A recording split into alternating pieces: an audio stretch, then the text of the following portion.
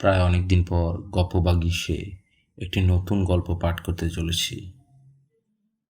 আজকে যে গল্পটি পাঠ করব সেটি হলো রবীন্দ্রনাথ ঠাকুর রচিত কঙ্কাল। আমরা 3 বাল্যসঙ্গী যে ঘরে শয়ন করিতাম তাহার পাশের ঘরের দেয়ালে একটি আস্ত নরকঙ্কাল ঝুলানো থাকিত। রাত্রে বাতাসে তাহার হাড়গুলা খটখট শব্দ করিয়া নড়িত। দিনের বেলায় আমাদিগকে সেই হাড় নাড়িতে হইত। আমরা তখন পণ্ডিত মহাশয়ের নিকট মেঘনাদ বধ এবং ক্যাম্বেল স্কুলের এক ছাত্রের কাছে অস্থিবিদ্যা পড়িতাম। আমাদের অভিভাবকদের ইচ্ছা ছিল আমাদিগকে সহসা সর্ববিদ্যায় পারদর্শী করিয়া তুলিবেন। তাহার অভিপ্রায় কতদূর সফল হইয়াছে যাহারা আমাদিগকে জানেন তাহাদের নিকট প্রকাশ করা বাহুল্য, এবং যাহারা জানেন না তাহাদের নিকট গোপন করাই শ্রেয়। তাহার পর বহুকাল অতীত হইয়াছে। ইতিমধ্যে সেই ঘর হইতে কঙ্কাল এবং আমাদের মাথা হইতে অস্থিবিদ্যা কোথায় স্থানান্তরিত হইয়াছে অন্বেষণ করিয়া জানা যায় না। অল্পদিন হইল একদিন রাত্রে কোনো এক কারণে অন্যত্র স্থানাভাব হওয়াতে আমাকে সেই ঘরে শয়ন করিতে হয়। অনভ্যাসবশত ঘুম হইতেছে না। এপাশ ওপাশ করিতে করিতে গির্জার ঘড়িতে বড় বড় ঘণ্টাগুলো প্রায় সব কটা বাজিয়া গেল। এমন সময় ঘরের কোণে যে তেলের শেষ জ্বলিতেছিল সেটা প্রায় মিনিট 5 ধরিয়া খাবি খাইতে খাইতে একেবারে নিভিয়া গেল। ইতিপূর্বেই আমাদের বাড়িতে 2-1টা দুর্ঘটনা ঘটিয়াছে, তাই আলো নেবা হইতে সহজেই মৃত্যুর কথা মনে উদয় হইল। মনে হইল এই যে রাত্রি 2 প্রহরে একটি দীপশিখা চিরান্ধকারে মিলাইয়া গেল, প্রকৃতির কাছে ইহাও যেমন, আর মানুষের ছোট ছোট প্রাণশিখা কখনো দিনে কখনো রাত্রে হঠাৎ নিবিয়া বিস্মিত হইয়া যায়, তাহাও তেমনি। ক্রমে সেই কঙ্কালের কথা মনে পড়িল। তাহার জীবিতকালের বিষয় কল্পনা করিতে করিতে সহসা মনে হইল একটি চেতন পদার্থ অন্ধকারে ঘরের দেয়াল হাতড়াইয়া আমার মশারির চারিদিকে ঘুরিয়া ঘুরিয়া বেড়াইতেছে। তাহার ঘন ঘন নিঃশ্বাসের শব্দ শোনা যাইতেছে। সে যেন কি খুঁজিতেছে, পাইতেছে না এবং দ্রুততর বেগে ঘরময় প্রদক্ষিণ করিতেছে। নিশ্চয় বুঝিতে পারিলাম সমস্তই আমার নিদ্রাহীন উষ্ণ মস্তিষ্কের কল্পনা, এবং আমারই মাথার মধ্যে বোঁ বোঁ করিয়া যে রক্ত ছুটিতেছে তাহাই দ্রুত পদশব্দের মতো শুনাইতেছে। কিন্তু তবু গা ছমছম করিতে লাগিল। জোর করিয়া এই অকারণ ভয় ভাঙিবার জন্য বলিয়া উঠিলাম, কেউ। পদশব্দ আমার মশারির কাছে আসিয়া থামিয়া গেল এবং একটা উত্তর শুনিতে পাইলাম, আমি। আমার সেই কঙ্কালটা কোথায় গেছে তাই খুঁজিতে আসিয়াছি। আমি ভাবিলাম নিজের কাল্পনিক সৃষ্টির কাছে ভয় দেখানো কিছু নয়। পাশবালিশটা সবলে আঁকড়িয়া ধরিয়া চিরপরিচিতের মতো অতি সহজ সুরে বলিলাম, এই দুপুর রাত্রে বেশ কাজটি বাহির করিয়াছ, তা সে কঙ্কালে এখন আর তোমার আবশ্যক? অন্ধকারে মশারির অত্যন্ত নিকট হইতে উত্তর আসিল, বলো কি, আমার বুকের হাড় যে তাহারই মধ্যে ছিল, আমার 26 বৎসরের যৌবন যে তাহার চারিদিকে বিকশিত হইয়াছিল, একবার দেখিতে ইচ্ছা করে না? আমি তৎক্ষণাৎ বলিলাম, হ্যাঁ, কথাটা সঙ্গত বটে। তা তুমি সন্ধান করো গে, যাও, আমি একটু ঘুমাইবার চেষ্টা করি। সে বলিল, তুমি একলা আছো বুঝি? তবে একটু বসি, একটু গল্প করা যাক। 35 বৎসর পূর্বেও আমি মানুষের কাছে বসিয়া মানুষের সঙ্গে গল্প করিতাম। এই 35টা বৎসর আমি কেবল শ্মশানের বাতাসে হু হু শব্দ করিয়া বেড়াইয়াছি।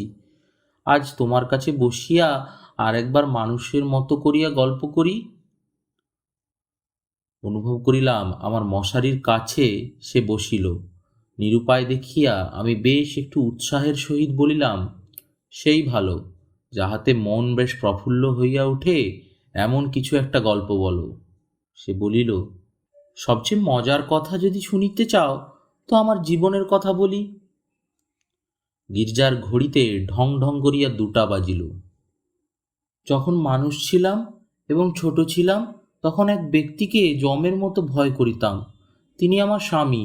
মাছকে বড়শি দিয়া ধরিলে তাহার যেমন মনে হয় আমারও সেই রূপ মনে হইত, অর্থাৎ কোনো এক সম্পূর্ণ অপরিচিত জীব যেন বড়শিতে গাঁথিয়া আমার স্নিগ্ধ গভীর জন্ম জলাশয় হইতে টান মারিয়া ছিনিয়া লইয়া যাইতেছে। কিছুতে তাহার হাত হইতে পরিত্রাণ নাই।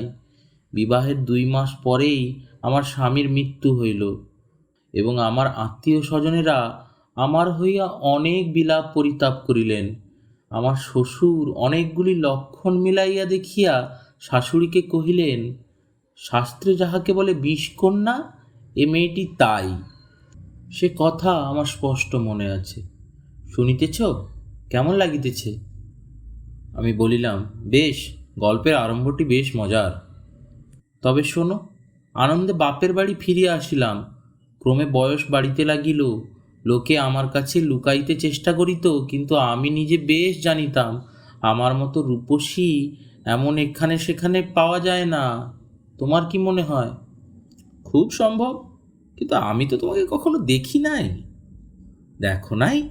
কেন? আমার সে কঙ্কাল। আমি ঠাট্টা করিতেছি।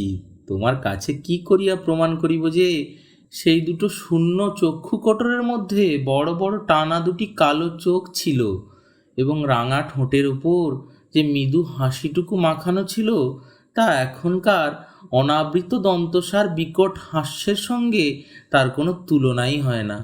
এবং সেই কয়খানা দীর্ঘ শুষ্ক অস্থিখণ্ডের উপর এত লালিত্য, এত লাবণ্য, যৌবনের এত কঠিন কোমল নিটোল পরিপূর্ণতা প্রতিদিন প্রস্ফুটিত হইয়া উঠিতেছিল, তোমাকে তাহা বলিতে গেলে হাসি পায় এবং রাগও ধরে। আমার সেই শরীর হইতে যে অস্থিবিদ্যা শেখা যাইতে পারে তাহা তখনকার বড় বড় ডাক্তারেরাও বিশ্বাস করিত না। আমি জানি একজন ডাক্তার তাহার কোনো বিশেষ বন্ধুর কাছে আমাকে কনক চাপা বলিয়াছিলেন। তাহার অর্থ এই, পৃথিবীর আর সকল মনুষ্যই অস্থিবিদ্যা এবং শরীরতত্ত্বের দৃষ্টান্তস্থল ছিল, কেবল আমি সৌন্দর্যরূপী ফুলের মতো ছিলাম। কনক চাপার মধ্যে কি একটা কঙ্কাল আছে?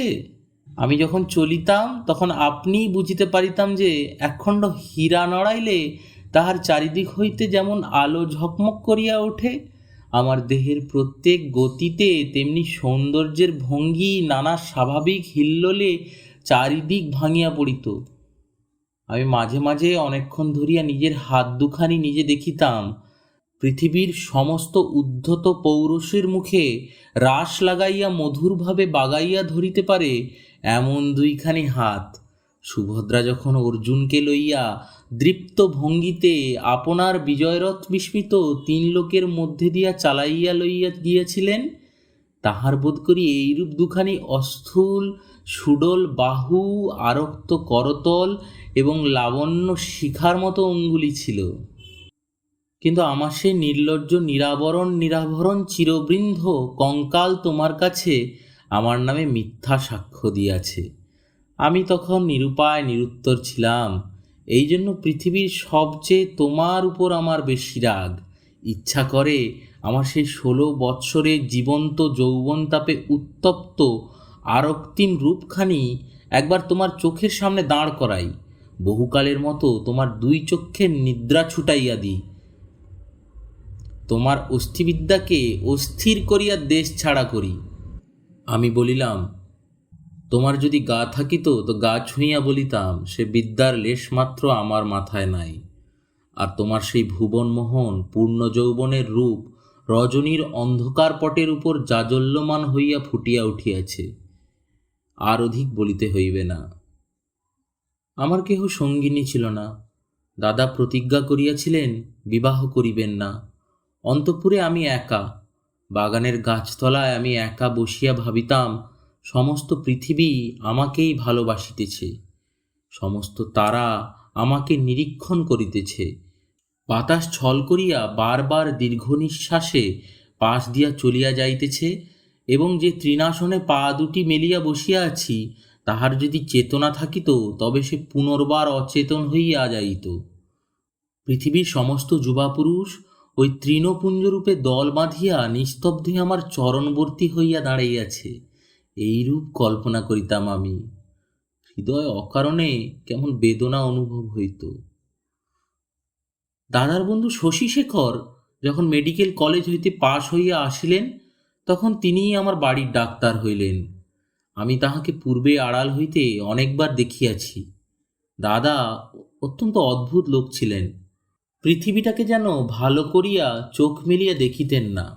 সংসারটা যেন তাহার পক্ষে যথেষ্ট ফাঁকা নয়, এই জন্য সরিয়া সরিয়া একেবারে প্রান্তে গিয়া আশ্রয় লইয়াছেন। তাহার বন্ধুর মধ্যে এক শশীশেখর। এই জন্য বাহিরের যুবকদের মধ্যে আমি এই শশীশেখরকেই সর্বদা দেখিতাম, এবং যখন আমি সন্ধ্যাকালে পুষ্পতরুতলে সম্রাজ্ঞীর আসন গ্রহণ করিতাম, তখন পৃথিবীর সমস্ত পুরুষ জাতি শশীশেখরের মূর্তি ধরিয়া আমার চরণাগত হইত। শুনিতেছ, কি মনে হইতেছে? আমি স্বনিশ্বাসে বলিলাম, মনে হইতেছে শশীশেখর হইয়া জন্মিলে বেশ হইত। আগে সবটা শোনো। একদিন বাদলার দিনে আমার জ্বর হইয়াছে। ডাক্তার দেখিতে আসিয়াছেন। সেই প্রথম দেখা। আমি জানালার দিকে মুখ করিয়াছিলাম, সন্ধ্যার লাল আভাটা পড়িয়া রুগ্ন মুখের বিবর্ণতা যাহাতে দূর হয়। ডাক্তার যখন ঘরে ঢুকিয়াই আমার মুখের দিকে একবার চাহিলেন, তখন আমি মনে মনে ডাক্তার হইয়া কল্পনায় নিজের মুখের দিকে চাহিলাম। সেই সন্ধ্যালোকে কোমল বালিশের উপরে একটি ঈষৎক্লিষ্ট কুসুম পেলব মুখ, অসংযমিত চূর্ণকুন্তল ললাটের উপর আসিয়া পড়িয়াছে, এবং লজ্জায় আনমিত বড় বড় চোখের পল্লব কপলের উপর ছায়া বিস্তার করিয়াছে। ডাক্তার নম্র মৃদুস্বরে দাদাকে বলিলেন, একবার হাতটা দেখিতে হইবে। আমি গাত্রাবরণের ভিতর হইতে ক্লান্ত সুগোল হাতখানি বাহির করিয়া দিলাম। একবার হাতের দিকে চাহিয়া দেখিলাম, যদি নীলবর্ণ কাঁচের চুড়ি পরিতে পারিতাম তো আরও বেশ মানাইত। রোগীর হাত লইয়া নাড়ি দেখিতে ডাক্তারের এমন ইতস্তত ইতিপূর্বে কখনো দেখি নাই। অত্যন্ত অসংলগ্নভাবে কম্পিত অঙ্গুলিতে নাড়ি দেখিলেন। তিনি আমার জ্বরের উত্তাপ বুঝিলেন। আমিও তাহার অন্তরের নাড়ি কিরূপ চলিতেছে কতকটা আভাস পাইলাম। বিশ্বাস হইতেছে না? আমি বলিলাম, অবিশ্বাসের কোনো কারণ দেখিতেছি না। মানুষের নাড়ি সকল অবস্থায় সমান চলে না। কালক্রমে আরও 2-4বার রোগ ও আরোগ্য হইবার পরে দেখিলাম, আমার সেই সন্ধ্যাকালের মানসসভায় পৃথিবীর কোটি কোটি পুরুষ সংখ্যা অত্যন্ত হ্রাস হইয়া ক্রমে একটিতে আসিয়া ঠেকিল। আমার পৃথিবী প্রায় জনশূন্য হইয়া আসিল। জগতে কেবল একটি ডাক্তার এবং একটি রোগী অবশিষ্ট রহিল। আমি গোপনে সন্ধ্যাবেলা একটি বাসন্তী রঙের কাপড় পরিতাম, ভালো করিয়া খোপা বাঁধিয়া মাথায় একগাছি বেল ফুলের মালা জড়াইতাম, একটি আয়না হাতে লইয়া বাগানে গিয়া বসিতাম। কেন? আপনাকে দেখিয়া কি আর পরিতৃপ্তি হয় না? বাস্তবিকই হয় না। কেননা আমি তো আপনি আপনাকে দেখিতাম না। আমি তখন একলা বসিয়া 2 জন হইতাম। আমি তখন ডাক্তার হইয়া আপনাকে দেখিতাম, মুগ্ধ হইতাম এবং ভালোবাসিতাম এবং আদর করিতাম। অথচ প্রাণের ভিতরে একটা দীর্ঘ নিঃশ্বাস সন্ধ্যা বাতাসের মতো হু হু করিয়া উঠিত। সেই হইতে আমি আর একলা ছিলাম না। যখন চলিতাম, নতনেত্রে চাহিয়া দেখিতাম পায়ের অঙ্গুলিগুলি পৃথিবীর উপরে কেমন করিয়া পড়িতেছে, এবং ভাবিতাম এই পদক্ষেপ আমাদের নূতন পরীক্ষার্থীর্ণ ডাক্তারের কেমন লাগে। মধ্যাহ্নে জানলার বাইরে ঝাঁঝা করিত, কোথাও সাড়া শব্দ নাই। মাঝে মাঝে একটা চিল অতি দূর আকাশে শব্দ করিয়া উড়িয়া যাইত, এবং আমাদের উদ্যান প্রাচীরের বাহিরে খেলেনাওয়ালা সুর করিয়া চাই খেলেনা চাই চুড়ি চাই করিয়া ডাকিয়া যাইত। আমি একখানি ধবধবে চাদর পাতিয়া নিজের হাতে বিছানা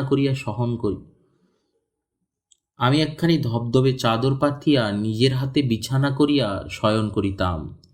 একখানি অনাবৃত বাহু কোমল বিছানার উপরে যেন অনাদরে মেলিয়া দিয়া ভাবিতাম, এই হাতখানি এমন ভঙ্গিতে কে যেন দেখিতে পাইল, কে যেন 2খানি হাত দিয়া তুলিয়া লইল, কে যেন ইহার আরক্ত করতলের উপর একটি চুম্বন রাখিয়া দিয়া আবার ধীরে ধীরে ফিরিয়া যাইতেছে। মনে করো, এইখানেই গল্পটা যদি শেষ হয়, তাহা হইলে কেমন হয়? আমি বলিলাম, মন্দ হয় না, একটু অসম্পূর্ণ থাকে বটে, কিন্তু সেইটুকু আপন মনে পূরণ করিয়া লইতে বাকি রাতটুকু বেশ কাটিয়া যায়। কিন্তু তাহা হইলে যে গল্পটা বড় গম্ভীর হইয়া পড়ে, ইহার উপহাসটুকু থাকে কোথায়? ইহার ভিতরকার কঙ্কালটা তাহার সমস্ত দাঁতকটি মেলিয়া দেখা দেয় কই? তারপরে শোনো, একটুখানি পসার হইতেই আমাদের বাড়ির একতলায় ডাক্তার তাহার ডাক্তারখানা খুলিলেন। তখন আমি তাহাকে মাঝে মাঝে হাসিতে হাসিতে ঔষধের কথা, বিষের কথা, কি করিলে মানুষ সহজে মরে, এই সকল কথা জিজ্ঞাসা করিতাম। ডাক্তারির কথায় ডাক্তারের মুখ খুলিয়া যাইত। শুনিয়া শুনিয়া মৃত্যু যেন পরিচিত ঘরের লোকের মতো হইয়া গেল। ভালোবাসা এবং মরণ কেবল এই দুটোকেই পৃথিবীময় দেখিলাম। আমার গল্প প্রায় শেষ হইয়া আসিয়াছে, আর বড় বাকি নাই।